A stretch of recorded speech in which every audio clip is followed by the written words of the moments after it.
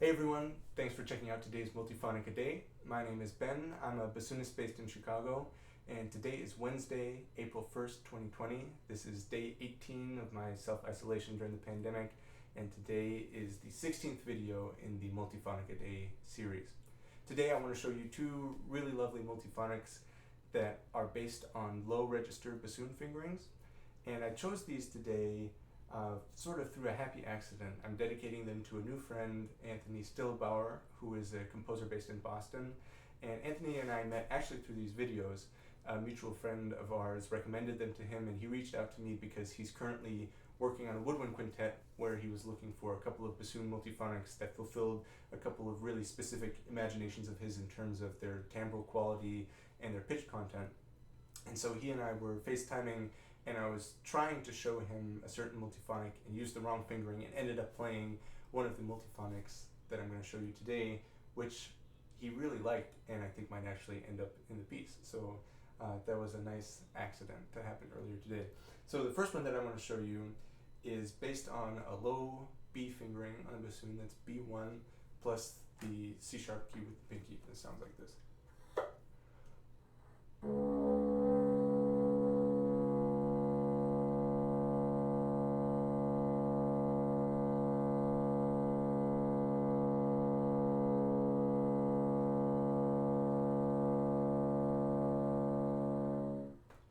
So the fingering for this is in the left hand, 1, 2, 3, right hand, 1, 2, 3, F key, pancake key, low B key, and then just adding the lower resonance key with my pinky here.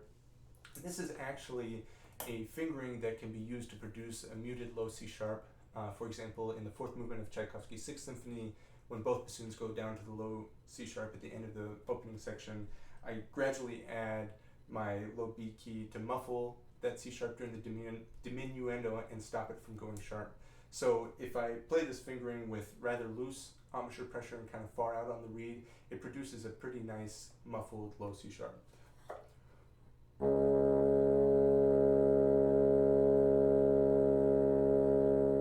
And the way that I activate some of those upper partials and get that, hollow tonal sound is I'm just moving up a little bit on the reed and making my embouchure a little bit more firm, and it sounds like this.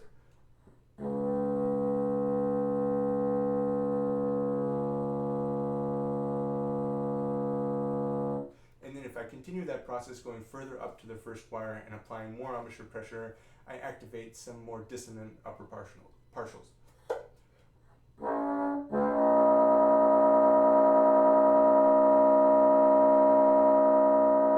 So one thing I love about this multiphonic is that it's not too hard to move back and forth between these three zones just using the embouchure and the placement of the embouchure on the reed, and also some air pressure as well.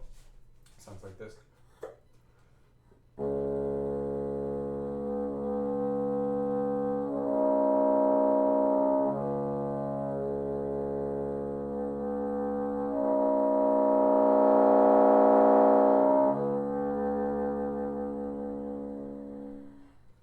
So I really love multiphonics where that sweep seems gradual, where it seems like you're just sort of one by one adding these upper partials.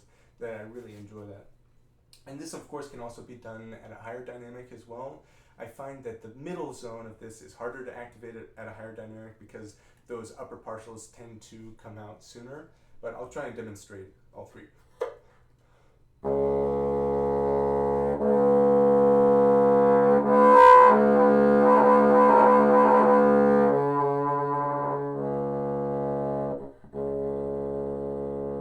So as you can hear, if I'm really overblowing and going far out, there are even some higher partials that are popping out, which I also really like. Those are hard to control, I find, generally, but if there is a passage that asks for some really wild sounds like that, that's a good option for that. Now the second fingering that I'm going to show is just adding the low B flat key to this same fingering. So exactly the same, just low B flat plus the pinky C sharp key.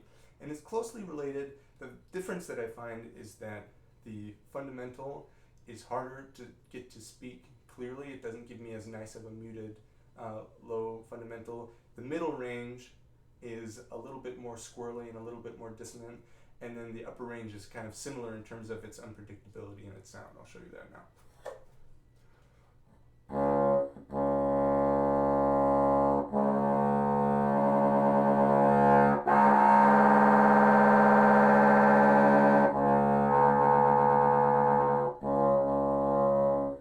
So the lowest partial really doesn't want to speak in this fingering at all, whereas the first one is pretty reliable, pretty easy to get there. On this fingering, that's not a zone of it that I tend to use often because it's just, it breaks so easily and cuts out so easily. One thing that I think is really nice in between these two, because they're so close in terms of fingering, that it's very easy to move back and forth between them. And I'd like to do that most in the middle zone, kind of at a quiet dynamic.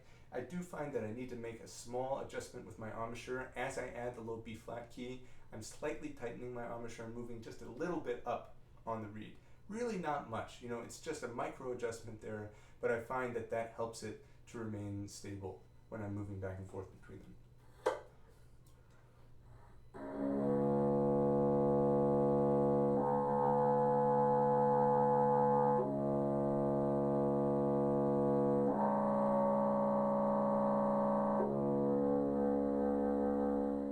And it's nice because that zone with the low B flat key is just a little more dissonant, a little more squirrely than the one with just the low B key. And so I like using that one as a point of departure, sort of as a home base, a very soft, sweet tonal sound, and then gradually adding more of this dissonance into it.